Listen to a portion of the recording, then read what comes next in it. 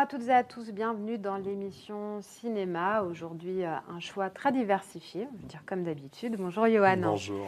Là, c'est vraiment un choix, il n'y a pas vraiment de lien. Oh si. Si. En fait, il y a une grosse thématique, oui. Il y a une thématique qui, à force de voir ces trois films, saute assez aux yeux. C'est tout simplement trois films de cinéastes quelque part en colère, ou en tout cas qui traitent vraiment de sujets, qui rentrent un peu en révolte. Alors chacun, effectivement, avec des thématiques et des façons de faire très très différentes, mais c'est des films où effectivement ce thème est assez prégnant.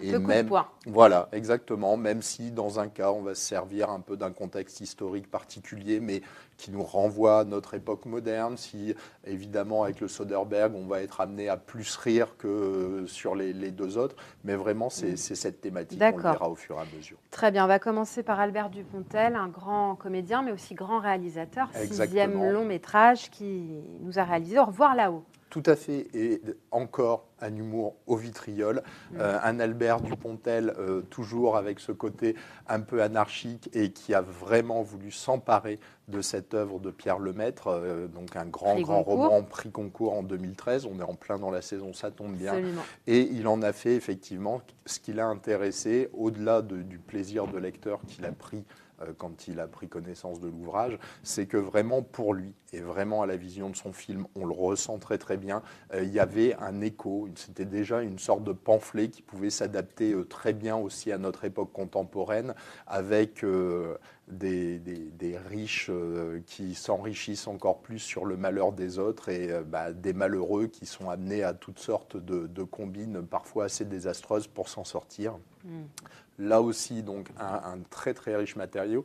C'est la première fois qu'Albert Dupontel ne signe pas lui-même le scénario d'un des films qu'il réalise. Donc c'était vraiment quelque chose qui lui tenait à cœur quand il a lu le livre. Il a collaboré vraiment de manière assez étroite avec Pierre Lemaitre. Donc c'est vraiment un film qui est très différent du roman parce que voilà, c'est toujours compliqué dans un film qui ne fait entre guillemets que 2 heures parce que le temps passe très très vite de condenser un tel matériau, mais c'est vraiment une réussite qui a été adoubée par le romancier puisqu'il adore le film, porté par un casting incroyable, à la tête duquel, mais c'est peut-être pas le plus extraordinaire, Albert Dupontel qui joue un rôle. Il faut savoir que d'ailleurs, il le reconnaît lui-même, il n'avait absolument pas prévu de jouer dans ce film. C'est un désistement à la dernière minute qui lui a un peu forcé la main. Bon, il s'octroie un rôle qu'il connaît bien, puisque c'est le rôle de l'apprenti comptable, l'homme entre guillemets un peu du peuple, qui va se faire balloter par les événements et qui fort heureusement va très très bien s'en sortir. On verra également la révélation, mais ce n'est déjà plus une révélation depuis l'énorme prestation qu'il a fait dans 120 battements par minute. C'est Nahuel Pérez Biscayart qui interprète le rôle d'Édouard Péricourt, un rôle quasiment muet qui l'habite avec une force incroyable. Niels Arestrup qui fait encore un incroyable scénario, enfin un incroyable numéro, dans le rôle justement d'un grand bourgeois avec des grandes difficultés avec son fils. Et tout ça crée un tableau absolument incroyable. Alors, la fille Émilie Dequesne, on regarde la bande-annonce ? Avec plaisir. Pour avoir déclenché la guerre, pour avoir aimé la faire, pour en avoir profité. Je ne veux pas être éclaboussé par vos combines. Parle d'affaires, pas de vertu. Vous êtes tous condamnés à mort. Regardez! Ta famille, ça fait 4 ans qu'ils t'attendent. Ton père, il sera content que tu rentres de la guerre, même avec le visage un peu esquinté. Et maintenant que la guerre est finie, tu veux disparaître. Il ne reste rien de lui. Si.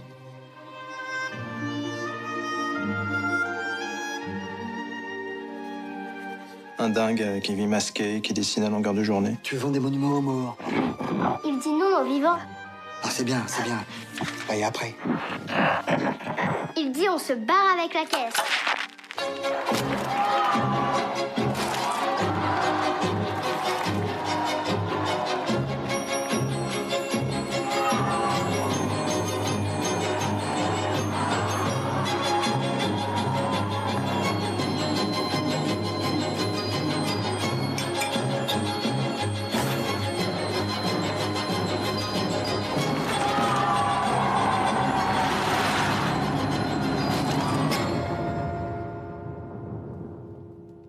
Dans quelle branche êtes-vous? Toutes les branches basses. Réflexion, créativité, recherche, beaucoup de critiques disent de ce film que c'est le meilleur de Dupontel. Oui, c'est vrai qu'il est foisonnant. Comme je le disais, on retrouve ces thématiques un peu guidées par déjà une histoire qui existait au préalable. Et puis, on le notait, des prestations extraordinaires d'acteurs. Effectivement, j'avais lamentablement omis Laurent Lafitte, qui a un rôle, qui est une sorte d'incarnation du mal absolu, qui est fabuleux dans le film. Comme j'ai vu certaines critiques écrire, vous allez adorer le haïr, et effectivement, on ne peut faire que ça. Et une Émilie Dequesne qu'on retrouve également avec beaucoup de plaisir, notamment dans une scène où justement la femme retourne le mal absolu et lui fait prendre conscience de toute sa bassesse. Et c'est une scène absolument fabuleuse, parmi d'autres. À noter que c'est également un spectacle éblouissant d'un point de vue visuel, créativité. Il y a des masques de toute beauté, donc beaucoup de poésie aussi. Et effectivement, pour un film qui en met plein la vue, sans être dans le matu vu pour autant, et pour un budget qui n'est pas si pharaonique que ça. Donc pour toutes ces raisons, voilà, on ne peut que féliciter Albert Dupontel pour son inventivité et son énergie qu'on retrouve encore dans ce projet. Très bien. Alors, il avait dit qu'en 2013, il arrêterait, il prendrait sa retraite à Cannes. Non. Non, Il Steven revient. Soderbergh Voilà. est également un réalisateur en colère. Il avait dit ça parce que pour lui, le cinéma hollywoodien, les façons de distribuer les films, etc., tout ça l'épuisait. La machinerie, les millions de dollars investis dans des campagnes de marketing qui ne lui convenaient pas du tout. Lui qui a été le plus jeune lauréat de la Palme d'Or à 26 ans avec Sexe, mensonge et vidéo, c'était déjà il y a bien longtemps. Et heureusement, la télé lui a remis le pied à l'étrier avec une série The Knick qui lui a redonné très envie de réaliser, quelque chose qui fait évidemment formidablement bien. Et là, avec des nouvelles approches, à la fois dans le marketing, dans l'économie du cinéma, il a trouvé une bulle un petit peu pour être son propre producteur, se lancer lui-même dans l'aventure de la distribution, ce qui n'a pas été une mince affaire parce que le film ne fonctionne pas très bien aux États-Unis. Et pourtant, il est bourré de qualité. Logan Lucky, pour ne pas le citer, c'est tout simplement un Ocean's 11 chez les rednecks, autrement dit au Océan 11 chez les cutéreux, et ça fonctionne incroyablement bien. Une histoire de braquage un peu capillotractée, mais très très bien documentée, très très bien écrite. Là aussi, porté par un casting extrêmement réjouissant, pas pour les mêmes raisons. Là, on est vraiment dans le décalage, mais on retrouve un Channing Tatum qui se porte très très bien dans l'univers de Soderbergh. Il se sert d'ailleurs beaucoup quasiment de son histoire personnelle, puisque Magic Mike, c'était il y a quelques années, et en fait, Channing Tatum avait réellement ce passé de stripteaseur, et là, il incarne une ancienne gloire du foot américain, ce qu'a été également Channing Tatum, puisqu'il a été obligé d'arrêter, selon la légende urbaine, suite à une blessure, comme son personnage dans le film. On retrouve également Adam Driver, Daniel Craig, le James Bond, dans un rôle immense et où il est méconnaissable, évidemment, par rapport du gentleman, à... Tout à fait, et pourtant très efficace. Et également Hilary Swank qui arrive sur la fin. Une très très belle histoire. C'est une revanche, justement, comme je disais. C'est aussi une envie de mettre des grands coups de pied dans la fourmilière. Et de se poser des questions encore sur la capitalisation et les valeurs portées par notre monde moderne. On y rit beaucoup, voilà, mais le fond est très très grinçant et très caustique, et c'est un vrai bonheur de cinéma. Une comédie sociale mordante, on regarde les images.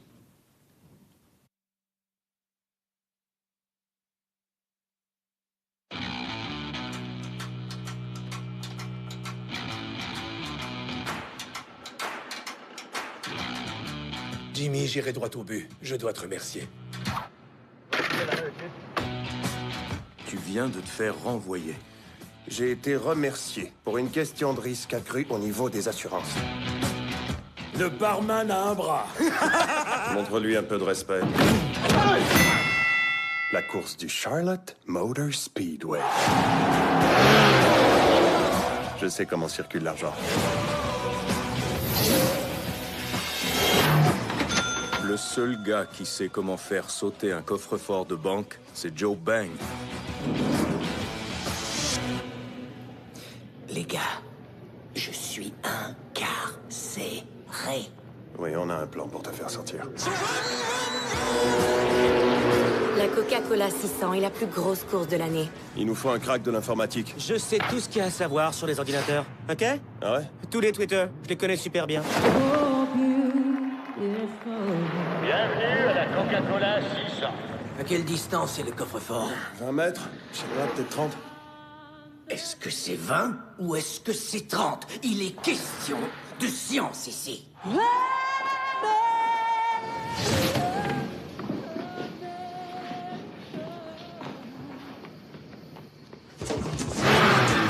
Ils sauront ce qu'on veut bien leur dire et pas plus.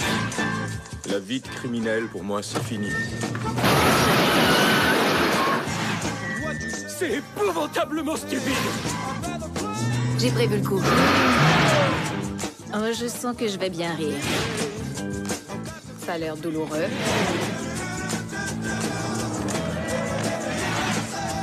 Je veux tout savoir sur Jimmy Logan. Je suis en train de me déshabiller, alors. Regarde pas. J'ai dit regarde pas. Eh bien, les frères Logan, vous êtes aussi simples d'esprit que les gens le disent. Les gens disent ça. Donne-moi mon bras, s'il te plaît. C'est celui-là?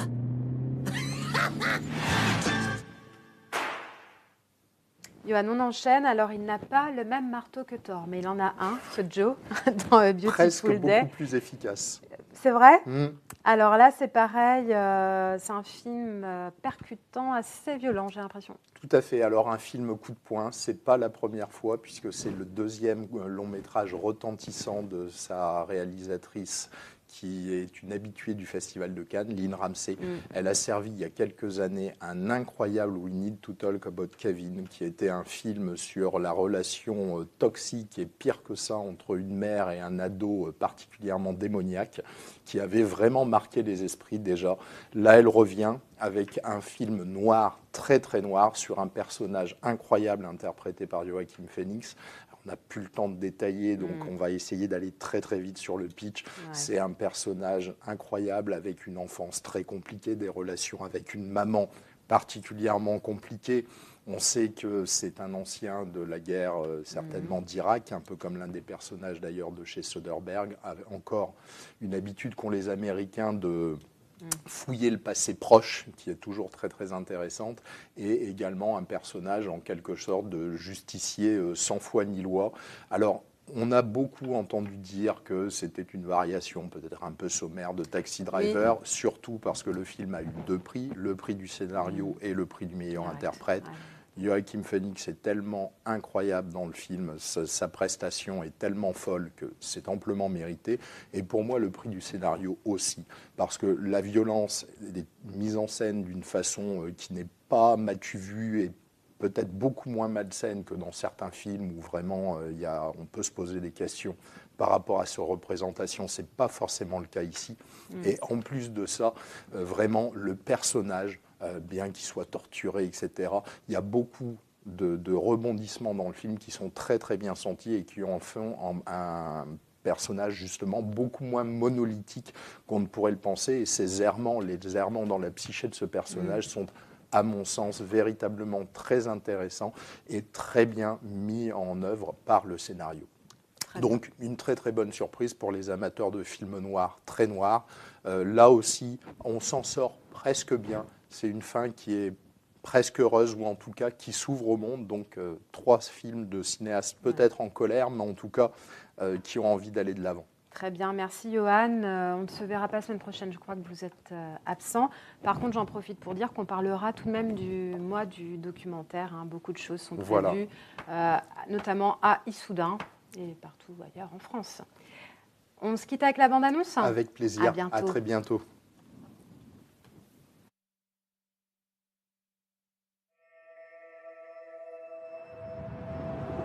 Where do you spend your time? What do you do? All day long. son. Man, Quant. He wants to see you. State Senator Albert Vato. He doesn't want to get the cops involved.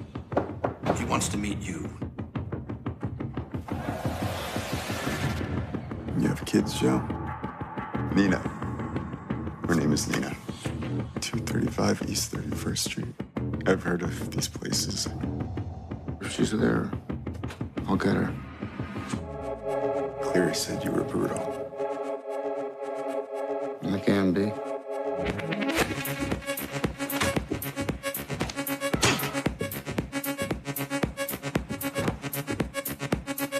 Look, you see this girl? Is she inside? Security. How many are there?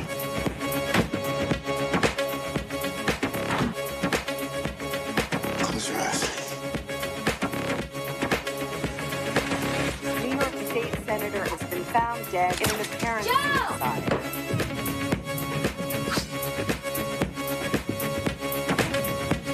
And I don't know what the fuck's going on there.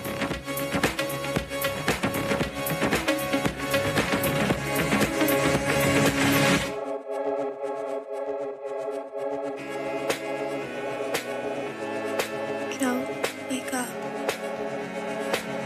It's a beautiful day.